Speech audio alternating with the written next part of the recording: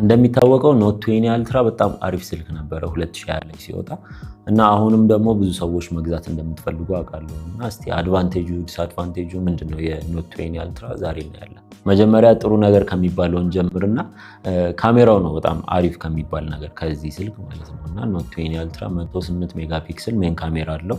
ይሄ ደግሞ ሻርፕ የሆኑ ፒክቸሮችን ለማግኘት እና ዲቴይል በደንብ ለማግኘት 50 ታይምስ ዙም አለው ደግሞ ይሄም ደግሞ በቃ ክሬተር ከሆናችሁ በሞባይል ክሬት የምታደርጉ ሰዎች ከሆናችሁ ይሄ በጣም አሪፍ አድቫንቴጅ ነው። ሁለተኛው ደግሞ ኤስ ፔን ነው። ኤስ ፔን ብዙ ሰው ላይ ስማማበት ይችላል ግን ካሜራ ለመቆጣጠር እና ስኬች የምታደርጉ ሰዎች ካላችሁ ስኬችም ለማድረግ ስለሚጠቅም አሪፍ ነው ብዬ አስባለሁ እና እንደ አድቫንቴጅ ይዟል ይሄን።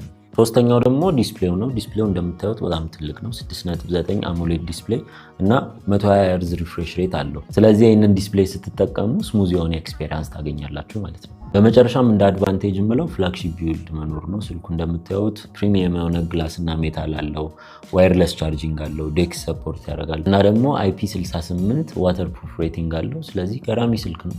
በ2020 የወጣ ስልክ እነዚህን ሁሉ አድቫንቴጅ ይዞ ነው የወጣው ማለት ነው። የማይቀርለት ነገር ዲስአድቫንቴጁ ነው። ከዚህ ስልክ በጣም ትልቁ ዲስአድቫንቴጅ የምለው ባትሪው ነው።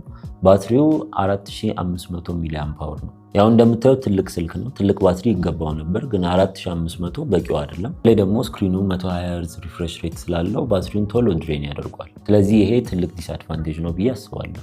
ሁለተኛው ደግሞ አንዳንድ ሞዴሎቹ ላይ 5G ያለመኖሩ ነው። እዚህ ስልክ ላይ ያለው ቺፕሴት ኤክስነስ 990 ነው፣ የዚህኛው 5G አለው።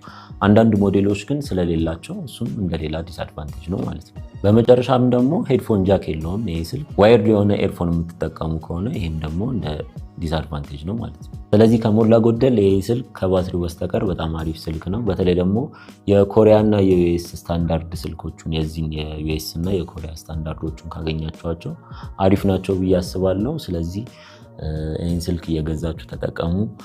አሪፍ ስልክ ነው። በቀጣይ ቪዲዮ እስከምንገናኝ መልካም